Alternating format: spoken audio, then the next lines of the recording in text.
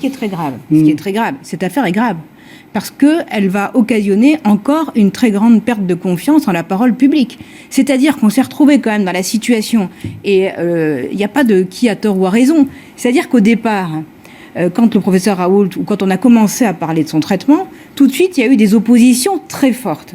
Il y a eu des oppositions très fortes, et notamment de personnes proches du pouvoir. Ce qui a créé, si vous voulez, cette espèce de fracture dans l'opinion avec les pour ou contre.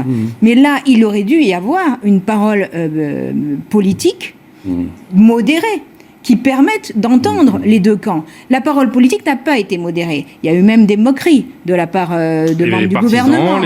Voilà. Et donc, ça s'est radicalisé les deux camps. Et on est arrivé avec des Français qui se sont retrouvés avec deux sons de cloche, à essayer de trouver eux-mêmes le traitement, en avoir chez eux au cas où, mais c'est un grand délire. C'est devenu un choix politique un choix politique, c'était le PSG contre l'OM. C'est vrai, mais c'est vrai. Et c'est très grave, pourquoi ? Parce qu'aujourd'hui, ça veut dire qu'on n'est pas capable en France de diffuser une parole modérée, qui ouvre des portes et qui permet de rassurer les Français et de ne pas s'automédiquer. Moi, j'ai vu plein de gens en récupérer de la chloroquine, en stocker chez eux, voilà, etc., etc. Donc là, je pense qu'il va falloir quand même se poser la question de la parole publique médicale. Qui dit quoi ? Qui est capable de rassurer les Français ? Parce que là, il se trouve qu'il n'y a pas eu apparemment trop d'automédication et de conséquences. Mais imaginons que ce soit un autre traitement qui, effectivement, aurait eu des effets très graves, on se serait retrouvé avec des drames humains, parce que, justement, la parole publique n'était pas entendue. Alors, la question à poser, mais qui dit quoi et qui a autorité dans ce pays pour dire quel médicament est bon à prendre ? Parce qu'après un PSG-OM, généralement, il y a un vainqueur, et là, on attend toujours de savoir qui a gagné. Qu'est-ce qu'il faut faire pour faire cesser ce débat, Rémi Dessart ?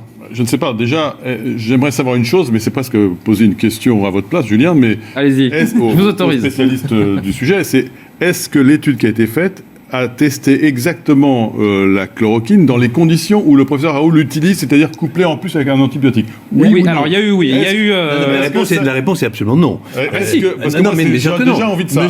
Monsieur Raoult, il y a eu les associations. Non, mais d'abord c'est des macrolides. Alors on nous dit justement dans ce, mais c'est juste une question. Non, mais la réponse est donc non. Pourquoi ? Parce que c'est une étude rétrospective. C'est très compliqué de faire une étude rétrospective. Et voilà. Et donc les États-Unis ont décidé, le NIH a décidé de faire enfin un essai clinique. C'était il y a 8 jours. Ils ont décidé sur plusieurs milliers de personnes, avec d'un côté enfin un groupe contrôle dont on parle souvent et qui n'a pas été fait, le juge de paix. Voilà. Bien, juste un mot pour terminer, quand même, qui est important, c'est que, et ça, c'est public, c'est publié, y compris au niveau du ministère de la Santé, tout le monde le sait. Voilà, deux choses. C'est que le professeur Raoult a la plus grande série dans le monde de malades traités par hydroxychloroquine et azithromycine, 4500 ou 4600, qui ont été encadrés, comme le disait M. Ichou, par une équipe de cardiologie de la PHM, Assistance publique hôpitaux de Marseille, et qui ont fait un électrocardiogramme avant, pendant et après.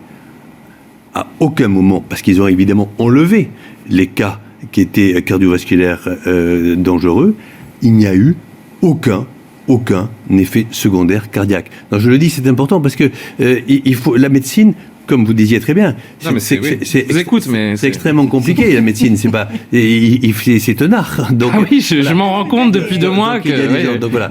Et ça c'est la première chose. Et deuxième chose, si je peux me permettre, c'est quand même que, et ça c'est pas nous qui allons le faire, c'est des commissions scientifiques qui le feront à la rentrée, je pense dans 2 mois, 3 mois, si nous avons la chance de ne pas avoir de deuxième vague, ce que j'espère. Il y aura des commissions d'enquête, mais surtout des commissions scientifiques qui regarderont comment on a traité les malades en Allemagne, en Islande, à Taïwan, en France, et en particulier dans ce petit village gaulois de Marseille, comment ça a été fait avec des taux de mortalité. Et ça, c'est important, parce qu'il y a des gens qui me disent « Ah, mais c'est normal qu'il n'y ait pas de coronavirus qui tue à Toulouse, parce que de toute façon, il n'y a pas eu de coronavirus à Toulouse. » Ce qui est vrai. Mais c'est pas ça dont je parle. C'est une fois que vous avez parfaitement appareillé, que vous avez fait une étude qui permet de comparer tout ça, et en dehors de la propagation du virus, vous prenez les gens hospitalisés, par exemple, aujourd'hui on hospitalise les gens de la même manière à Paris, à Marseille, à Toulouse, c'est parce qu'ils respirent mal. Bon, c'est parce que c'est une maladie respiratoire. Donc, essentiellement, il y a d'autres choses, mais ils respirent mal. Donc, moi-même, j'ai été à la réserve sanitaire, j'étais avec le O15, et on hospitalisait les gens. Au 15 Au 15, oui, le 15. Ah, le 15, pardon, oui, autant pour moi.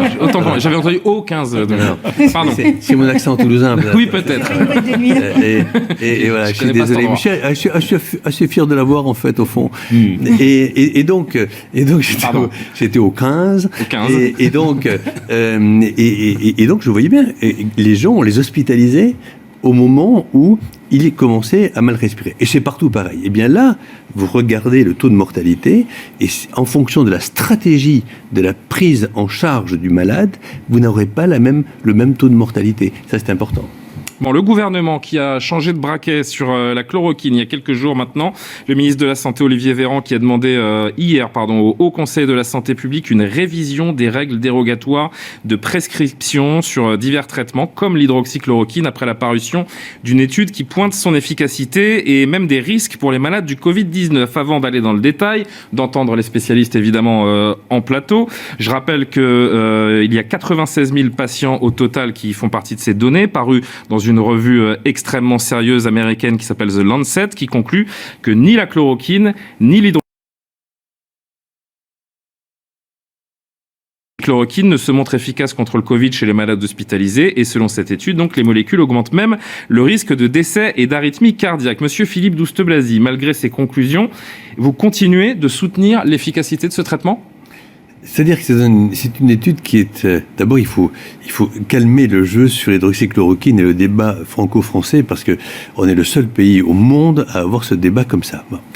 On se demande pourquoi, d'ailleurs. Oui, c'est ça. Monsieur Mera, qui travaille à la Harvard Medical School, ce qui n'est pas n'importe qui, où j'ai moi-même fait des cours comme adjunct professeur pendant 2 ans à la Harvard Medical School. Je le respecte totalement, et le Lancet, c'est un très grand journal. Donc, c'est une étude rétrospective. Deuxièmement, qu'est-ce qu'il nous dit ? Et je vous conseille d'ailleurs si je peux me permettre... Allez-y, évidemment. Ça va beaucoup vous intéresser, de regarder l'interview du seul journaliste français qui a interviewé M. Mera. Il s'appelle Xavier Azalbert, il a repris François, et il y a, là, en ligne, actuellement, un interview de lui. Il lui pose toutes les questions. Et il lui dit, mais expliquez-moi... À quel malade, d'abord c'est du rétrospectif, mais ça, après tout, très bien, on sait très bien que c'est moins bien qu'un essai clinique, mais ça dit quand même des choses importantes, en particulier sur la gravité dont vous parlez souvent. Donc c'est pour des malades, les malades dont on parle, c'est des malades qui sont hospitalisés et qui ont eu un diagnostic 2 jours, qui ont eu un traitement 2 jours après le diagnostic, mais à l'hôpital.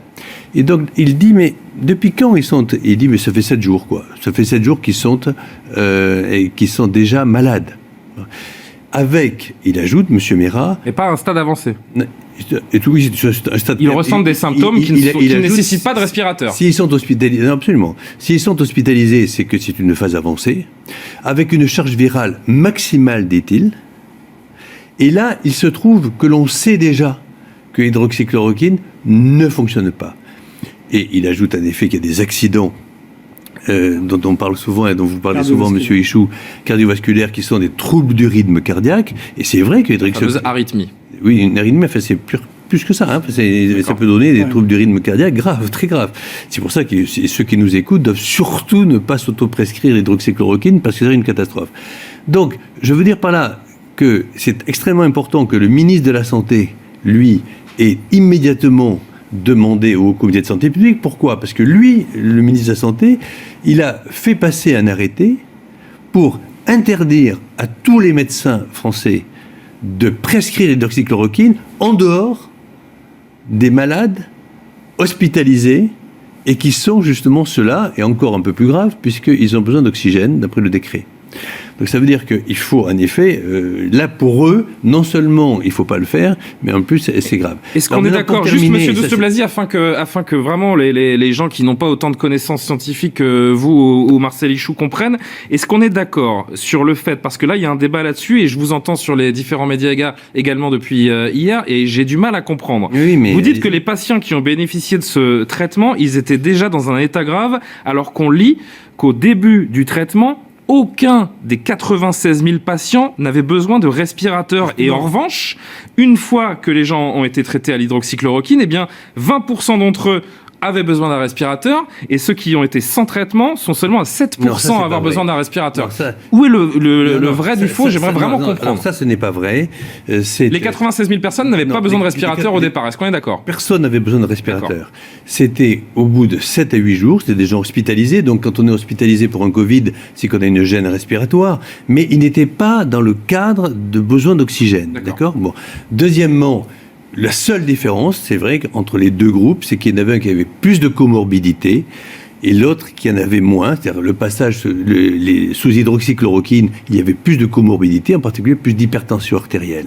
Bon, est-ce que c'est ça qui fait la différence ou pas? Je ne le crois pas. Je pense que de toute façon que l'hydroxychloroquine, à un stade déjà avancé, ne fonctionne pas.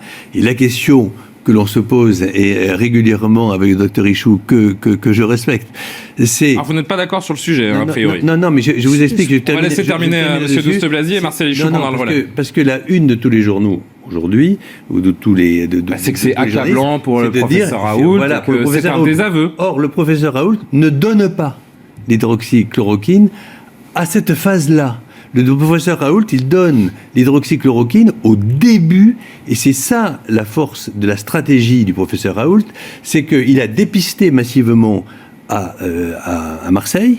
Comme il a dépisté massivement, il a eu des cas très précoces. Les cas très précoces, il les a isolés, mis en quarantaine. Ceux-là, ils n'ont pas été contagieux. Et il les a traités avec un antiviral. C'était l'hydroxychloroquine. Mais les autres pays au monde qui ont fait ça avec un autre antiviral ont eu des résultats aussi. Donc, c'est ce que je veux dire. Mais donc, on parle pas de... Donc, l'hydroxychloroquine n'est pas la panacée. Un antiviral pris extrêmement précocement voilà. dans la maladie pourrait avoir les mêmes effets que l'hydroxychloroquine. En gros, c'est ce que je comprends. Exactement. C'est ce qu'on a vu en Suède, ce qu'on a vu en Finlande, en Islande, pardon.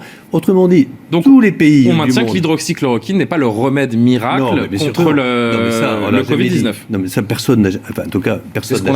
Enfin, quand on... Alors, là encore, je vais demander peut-être à Rémi Dessart et Laurence Sayet. Non, en tout cas, moi, je ne l'ai pas dit. C'est ce qu'on a compris, nous, depuis des semaines. Moi, ce que je peux vous dire, pour terminer, parce que c'est très important quand même, parce que cette étude montre que l'hydroxychloroquine, chez des patients qui sont déjà avancés avec une charge virale très importante, ne fonctionne pas, et même, avec d'études rétrospectives, montre des complications.